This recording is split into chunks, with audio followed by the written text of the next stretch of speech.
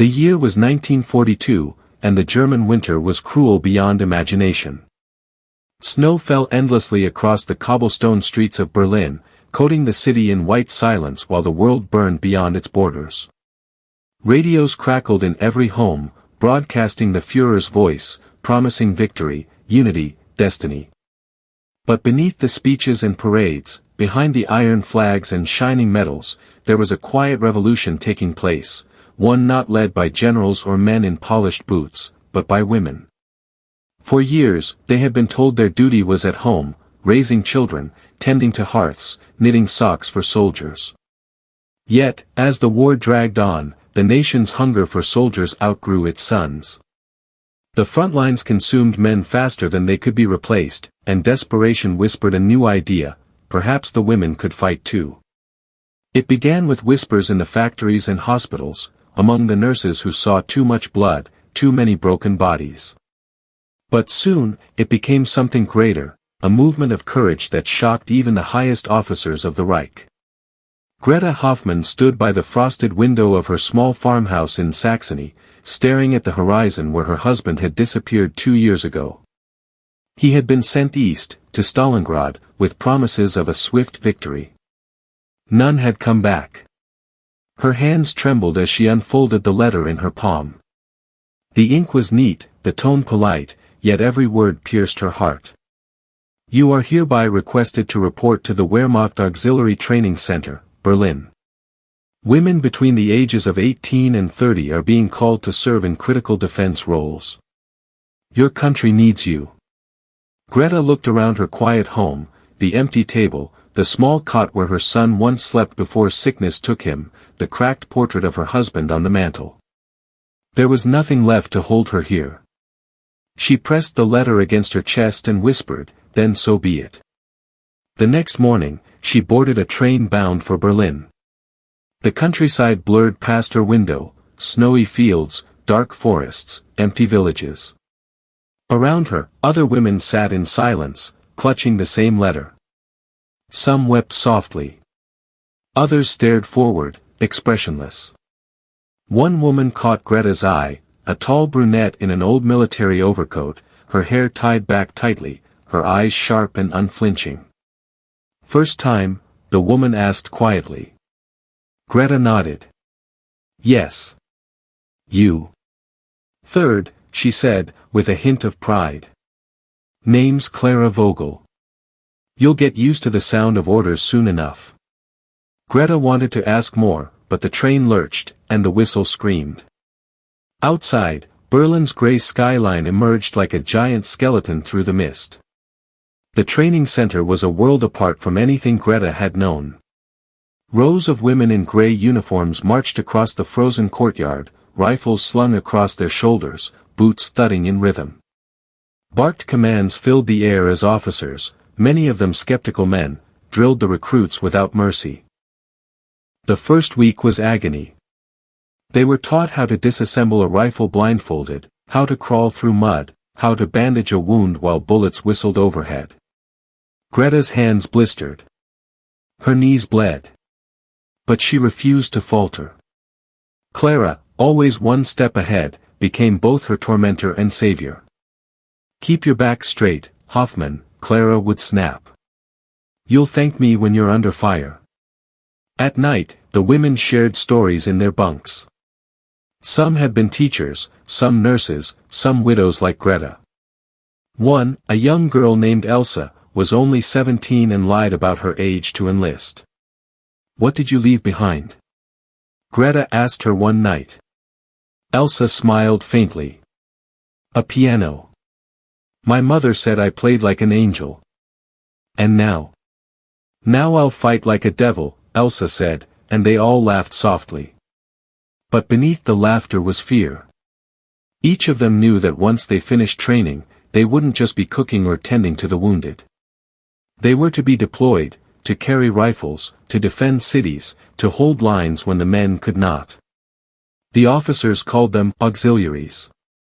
But among themselves, they whispered another name, Soldatinnen. Women soldiers. By late spring of 1943, Greta's unit, officially the 17th Female Defense Battalion, was sent east, near the outskirts of Warsaw. The air smelled of smoke and damp earth. Villages lay in ruins.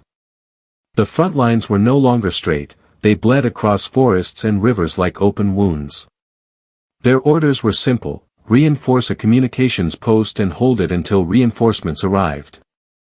But the reinforcements never came. For weeks, they lived in trenches dug through frozen mud, listening to artillery echo across the horizon. The women took turns on watch, cleaned their rifles, wrote letters home that might never be sent. Greta learned to fire her weapon with precision. Clara became her commander, her steady voice cutting through the chaos. One night, as shells thundered in the distance, Greta found herself gazing at the stars. "Do you think anyone will remember us?" she asked softly. Clara, beside her, took a long breath.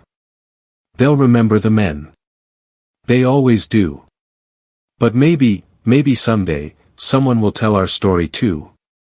A sudden crack of gunfire shattered the silence. A patrol stumbled back into camp, 3 women, faces streaked with dirt and blood. "They're coming," one gasped. "Soviets, hundreds of them." The women grabbed their weapons. The sky burned red as flares went up. And for the first time, Greta felt what her husband must have felt on his last day, the mix of fear, fury, and something greater than both. She tightened her grip on the rifle and whispered, "For Germany. For all of us." The attack came at dawn. Soviet troops advanced through the mist, shouting orders in the distance. Bullets tore through trees. The women fired back, steady and precise, their hearts pounding like drums. Clara shouted commands, her voice fierce above the gunfire. Greta saw Elsa fall beside the radio tower, a bullet tearing through her shoulder. Without thinking, Greta crawled through the mud to drag her to safety. "Don't you dare die on me," Greta hissed, pressing her hands to the wound. "I'm fine," Elsa groaned, pale but alive. "Just, play me a song when it's over." Greta laughed, even as tears burned her eyes. Hours passed. Ammunition ran low. Smoke filled the air. And still, they held. When the Soviets finally retreated, the ground was littered with shell casings and broken rifles, but the post still stood. The women had done the impossible. When news of their defense reached Berlin, it spread like wildfire. Newspapers hailed them as the Iron Maidens of the East. Even high-ranking officers who had once mocked the idea of women in uniform were forced to admit their courage. But the cost was heavy. 20 of the 40 women in Greta's unit were dead or missing. Elsa lost her arm. Clara walked with a limp. That night, they buried their sisters beneath a shattered oak tree. Greta carved their names into the wood with her bayonet. No medals, no ceremonies, just silence and frost. When they returned to Berlin, the city greeted them with both awe and unease. Crowds gathered to watch the women march through the streets, their uniforms torn, faces hardened by war. Some cheered. Others whispered that it was unnatural, women with guns, women who had killed. In the barracks that night, Greta stared into the cracked mirror above her bunk. Her eyes no longer looked like hers. They were darker, older. Clara sat beside her, lighting a cigarette. "They'll forget us soon," she said. "When the next battle comes, we'll be ghosts again." Greta turned to her. "Then we'll make sure they can't." Clara smiled faintly, exhaling smoke into the cold air. "To ghosts, then." "To ghosts," Greta echoed, raising her tin cup. And as the wind howled through the city outside, the women of the 17th swore a silent oath. If they were to die, they would die as soldiers, unseen, unpraised, but never forgotten.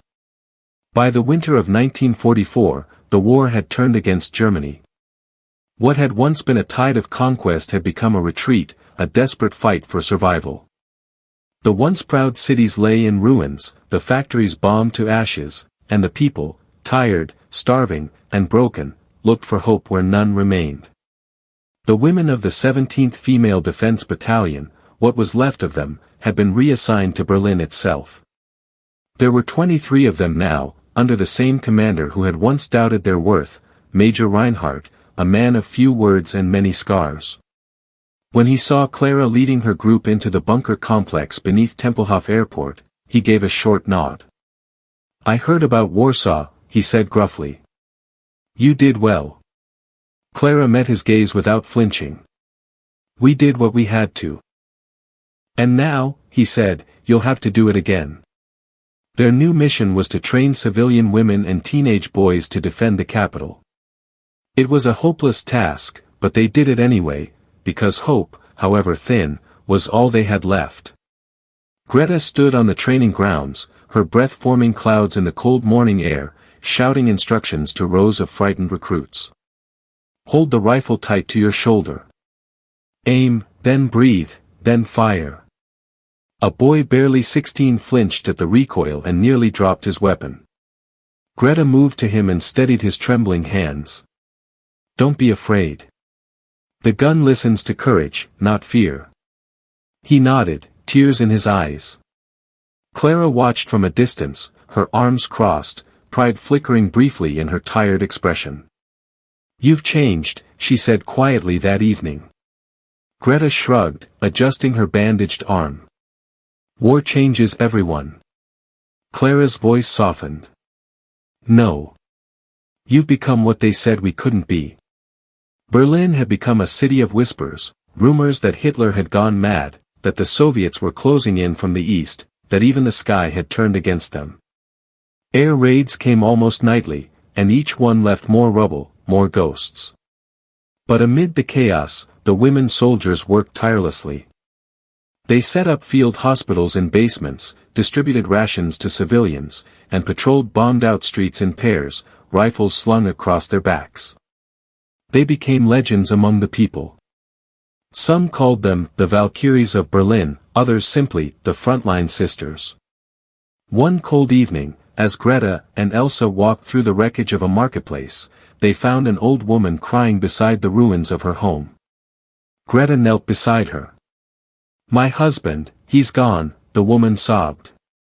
"They took him to the front. I have no one." Greta removed her gloves and placed a hand over the woman's. "You have us." The woman looked up through her tears and smiled faintly. "You girls, you fight harder than the men now." Elsa laughed softly. "Maybe because we've lost more." The old woman nodded slowly, understanding. That night, Greta couldn't sleep. She stared at the flickering lantern light and thought about her husband, the one she never saw again. In her dreams, she saw him standing in a field of snow, smiling faintly before fading into smoke. She awoke in tears, whispering his name into the darkness. March 1945. Berlin was collapsing. Soviet tanks were rolling through the eastern suburbs.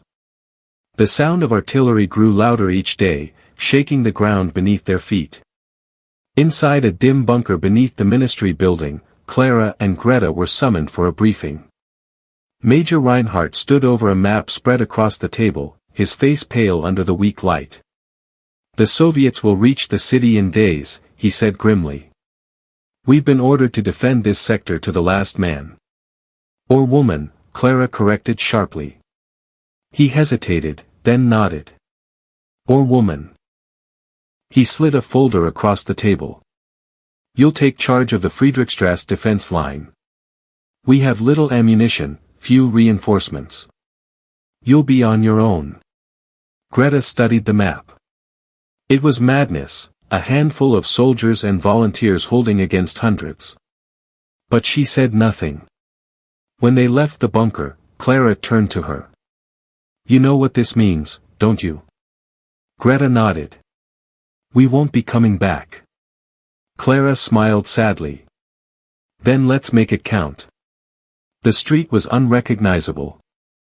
Once filled with shops and theaters, it now lay in ruins, crumbling facades, shattered trams, snow mixed with ash. The women took positions behind barricades of sandbags and debris. Greta's hands were steady as she loaded her rifle. Elsa sat beside her, one arm still bandaged but a pistol in her good hand. "I used to dream of music halls," Elsa murmured. "Now I dream of silence." Greta gave a faint smile. Maybe silence is what victory sounds like. The attack came at dawn. Soviet artillery rained down on the street, shaking the ground. The women held their breath in the bunkers as the world above exploded. Then came the tanks, rolling steel monsters, their treads grinding over the cobblestones. Clara shouted, "Positions!" The first shell hit their barricade, splintering wood and brick. Greta ducked, coughing through the dust, and fired into the advancing infantry. The recoil numbed her shoulder, but she kept firing. Screams echoed across the street. Smoke choked the air. A group of Soviet soldiers broke through on the left flank, and Greta charged forward, bayonet fixed. The clash was brutal, mud, blood, and chaos. She felt her rifle jam, swung it like a club, and struck a man across the helmet. When the smoke cleared hours later, the street was still theirs, but barely. Half the women lay dead or wounded. Elsa was gone, buried beneath a collapsed wall. Greta dug through the rubble with trembling hands until she found her, still, cold, her face peaceful. Greta placed her own dog tag around Elsa's neck. "So you'll never be forgotten," she whispered. Clara stood behind her, eyes wet but voice steady. "She died like a soldier." Greta looked up at the gray sky. "No. She died like a hero." By April, the Red Army had surrounded the city. Every building became a fortress, every street a graveyard. The 17th Battalion was down to 9 women. They were exhausted, starving, but still defiant. In the ruins of a cathedral, they gathered for one last time. Clara stood before them, her uniform torn, her hair matted with ash. "They say Berlin will fall within the week," she said quietly. "But we will hold until the last bullet. Not because of orders, not because of pride, but because we chose to fight." She paused, looking at each of them. "The world will forget our names. But our courage will live in every woman who refuses to bow." Greta stepped forward. "Then let's give them something to remember." They set up their final defense line in the cathedral's courtyard. The Soviets came at dawn again, thousands of them. The women fired from windows, towers, behind fallen pews. When ammunition ran out, they threw grenades. When grenades were gone, they used knives. And when even those were spent, they fought with their bare hands. One by one, they fell. Clara was hit first, a bullet tearing through her chest. Greta caught her before she hit the ground. Clara smiled faintly, blood on her lips. "Don't stop," she whispered. "Not until it's done." Greta pressed her forehead against Clara's. "I won't." When the last explosion rocked the cathedral, Greta stood alone amid the smoke. Her uniform was burned, her body bleeding, but her spirit was unbroken. As Soviet soldiers approached, she raised her rifle one last time and whispered, "For Elsa. For Clara. For all of us." Then she fired. When the battle ended, Berlin was silent. Smoke drifted through the shattered streets, carrying the faint echo of gunfire and prayers. The Soviets found Greta's body among the ruins of the cathedral, surrounded by the fallen women of her battalion. One soldier, young, no older than she had been, paused, staring down at her lifeless face. He removed his cap and bowed his head. "They fought like lions," he murmured. The story of the 17th Female Defense Battalion spread in fragments, passed from soldier to soldier, whispered through occupied streets, then buried by history. But not completely forgotten. Years later, long after the war had ended and the flags had changed, a historian found an old diary in the rubble of a Berlin library. The pages were scorched, the ink faded, but one entry remained legible. We fought not for glory or medals, but so that no one could say we did nothing. We were mothers, daughters, wives, and soldiers. And we proved that courage has no gender. Greta Hoffmann, April 28, 1945. The war ended, but peace did not come quickly. Berlin was a skeleton of a city, its bones jutting through the rubble and smoke. The survivors crawled from the ashes like ghosts, thin, hollow-eyed, wrapped in grief. Every street was a grave, every silence a reminder. The world moved on. New governments rose, borders shifted, history rewrote itself with careful hands. And somewhere in those rewritings, the women who had fought, bled, and died for a crumbling nation disappeared from memory. Their uniforms were burned.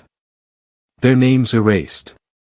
Their battalion number, 17th Female Defense, was struck from the records. To speak of them was to invite shame. To remember them was to question everything. But memory, like smoke, has a way of clinging to walls. In a ruined schoolhouse on the outskirts of Berlin, an old caretaker named Frau Adler swept dust from a shattered display case one afternoon in 1946. Behind the broken glass, hidden beneath torn posters and rusted helmets, she found a photograph, faded, water-damaged, but unmistakable. A group of young women stood in uniform, rifles in hand, smiles faint but fierce. Scrawled in ink at the bottom were the words: 17th Battalion, the Frontline Sisters. Frau Adler pressed the photograph to her chest. Tears blurred her vision.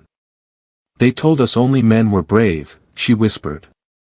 But these were lions. She hid the photo in her coat and took it home. For decades, the world spoke of the great battles, the generals, the heroes. Men's names were carved into marble, their faces painted on history's grand canvas. But beneath an old oak tree on the edge of what had once been Friedrichstrasse, a small patch of land remained untouched. Wildflowers grew where bombs had fallen. No one tended it, yet someone, somehow, always left a single white rose there each spring. No one knew who. In 1958, a war memorial committee unearthed human remains while clearing ground for a new building nearby. Among the bones were fragments of Wehrmacht uniforms, small, delicate, and unmistakably female. A historian who examined the site found something else, a rusted locket, its hinges barely holding. Inside was a photograph of two women, one with sharp, commanding eyes, the other with a gentle smile. On the back, faintly scratched, were the words: Clara and Greta, until the end. The discovery was quietly documented, then sealed away in archives. The officials called it anomalous. The women were not mentioned in any ceremony, not honored, not acknowledged. But the archivist who handled the locket, an aging man named Heinrich Vogel, couldn't forget it. His mother had once told him stories, whispered at night, about brave women who defended the capital when all else was lost. And one of those names, she had said, was Clara Vogel. Heinrich realized then, it had been his mother's own sister.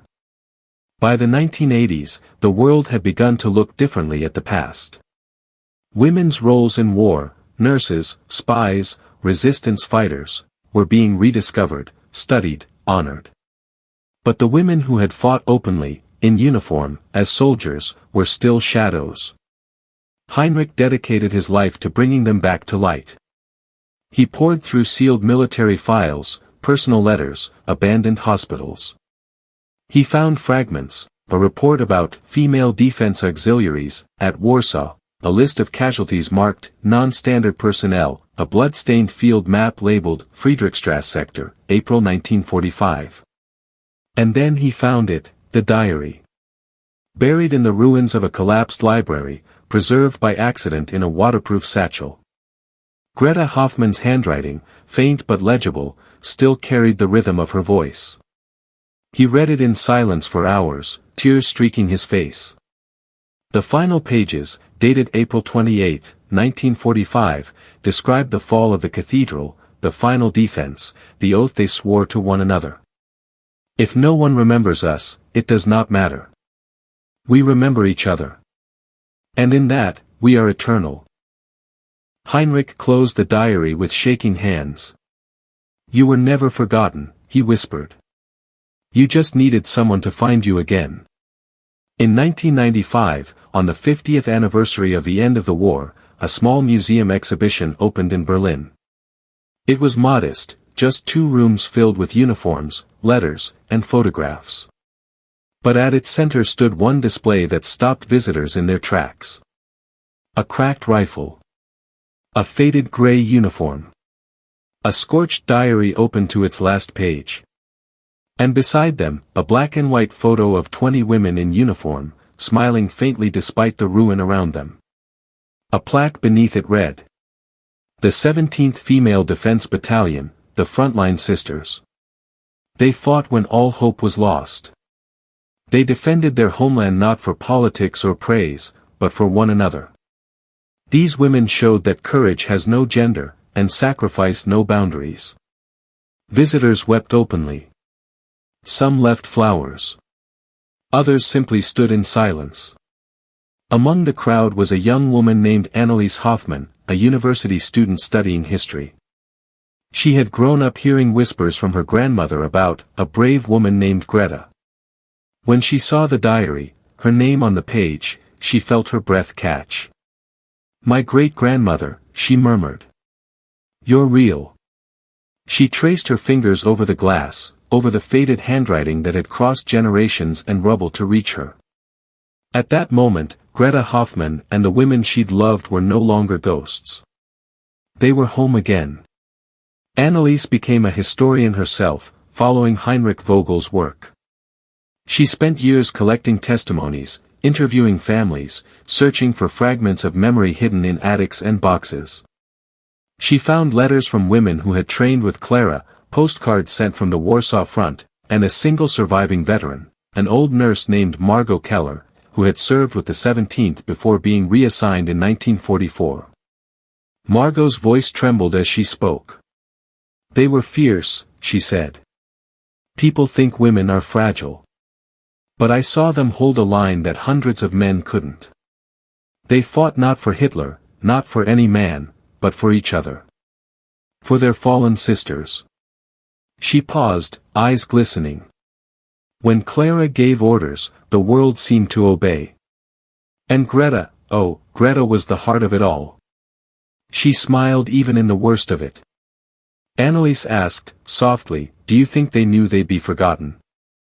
Margot looked out the window, her frail hands shaking. "Yes. And they fought anyway.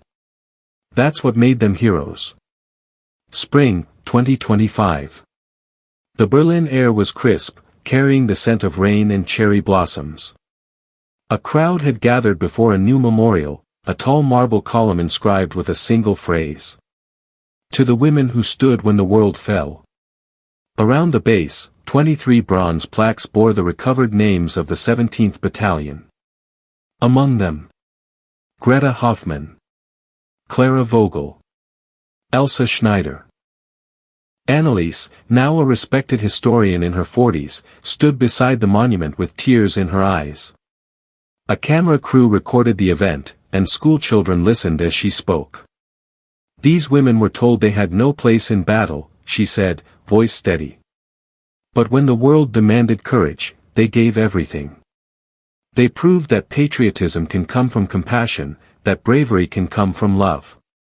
She paused, looking at the flowers laid at the base, white roses, dozens of them. And though history tried to silence them, she continued softly, they became louder than ever. They live in every woman who dares to stand for something greater than herself. The wind picked up then, rustling the trees, carrying with it faint echoes of voices long gone. If one listened closely, they could almost hear Greta's laughter, Clara's commands, Elsa's song. The sky above Berlin turned gold as the sun broke through the clouds. And for a fleeting, beautiful moment, it felt as if the daughters of the Reich were still standing there, side by side, rifles in hand, smiling through the dawn. In a quiet archive at the Berlin Historical Museum, Greta's original enlistment letter rests under glass. The ink has faded, the paper yellowed, but it remains perfectly legible. Beneath it lies a small handwritten note by Anneliese Hoffmann. Greta Hoffmann, my great-grandmother, was not just a soldier. She was proof that even in the darkest times, courage can come from kindness.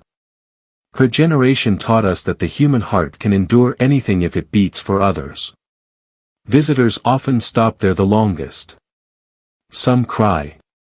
Some smile. Some whisper quiet words of thanks. Because Greta's story, and the story of every woman who stood beside her, is no longer buried under shame or rubble. It lives now, in books, in classrooms, in the hearts of those who refuse to forget. And every spring, at the base of the marble monument, a single white rose still appears. No one knows who leaves it. But everyone knows why.